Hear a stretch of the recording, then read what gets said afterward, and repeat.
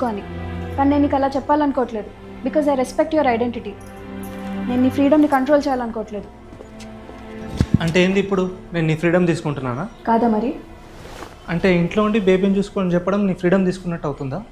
కాదు, ఒకరి డెసిషన్కి రెస్పెక్ట్ ఇవ్వకపోవడం is taking there freedom from them. Freedom అంటే బయటికి వెళ్ళడం ఒకటే కాదు కదా, it's about having a choice. అయినా నువ్వు వేరే వాళ్ళ మాటలకి ఇన్ఫ్లుయెన్స్ అయిన అన్నందుకు సాక్రిఫైస్ చేయమంటున్నావు. ఎవరి కోసం చేస్తున్నావు సాక్రిఫైస్? మన బేబీ కోసమే కదా, తప్పేముంది? నేను బేబీని వదిలేసి జాబ్ చేస్తా అనట్లేదు. నేను ఇంటిని కెరియర్ని రెండింటిని హ్యాండిల్ చేయగలను. కానీ అది నీ సపోర్ట్ ఉన్నప్పుడు మాత్రమే. మన ఇద్దరం కలిసి బేబీకి స్ట్రెంగ్త్ అవ్వాలి.